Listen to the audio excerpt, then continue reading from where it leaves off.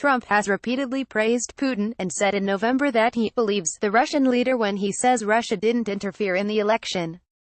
He also dismissed objections over Russia's annexation of Crimea because everyone there speaks Russian, according to BuzzFeed.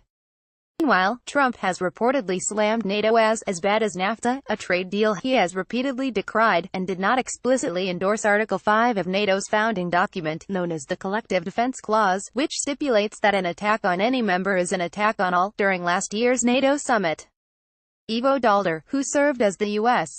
ambassador to NATO between 2009 to 2013, told me the biggest worry in Europe right now is that Trump makes unilateral concessions to Putin following a confrontational meeting at NATO that exposes disagreement and division among allies.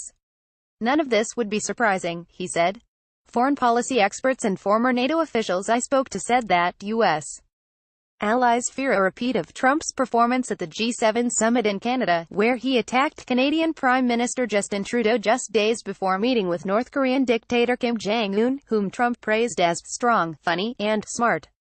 Trump also made what many considered a unilateral concession to North Korea when he pledged to halt military exercises with South Korea. Trump said Kim Jong-un had promised to denuclearize, but satellite images show the country has continued to upgrade a major nuclear facility. Most of the Europeans I've spoken to assume we will see a repeat of the G7, said Julie Smith, a former Defense Department official and director of the Transatlantic Security Program at the Center for a New American Security. There's been no consultation on the issues that Trump wants to address with Putin. Is it nuclear arms control, which NATO members would support, or is it selling our friends in Ukraine a river and promising to lift sanctions?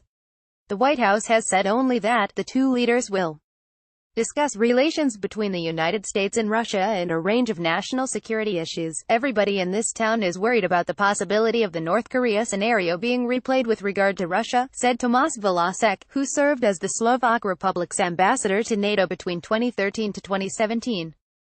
But he said he believes the analogy is lacking and that Congress has shown a willingness to challenge the president on his Russia policies. Lawmakers passed a bill last year, with overwhelming bipartisan support, to impose new sanctions on Russia and to support NATO's expansion.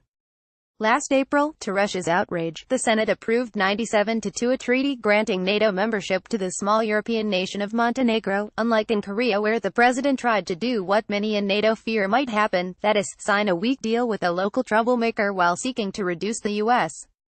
military's regional activities and commitments. Trump would likely run into far stronger congressional resistance this time, Vlasák said. Still, said former Estonian President Toomas Hendrik Ilves, there is a lack of predictability after North Korea about what will be agreed to. No one thought that halting military exercises in South Korea was even on the table. Ilves pointed out that Trump reportedly got the idea from Putin. I'm hoping that it's all paranoia, Ilves said. It is a general concern that Putin could dupe Trump by piling on the charm. Natasha Bertrand is a staff writer at The Atlantic where she covers national security and the intelligence community.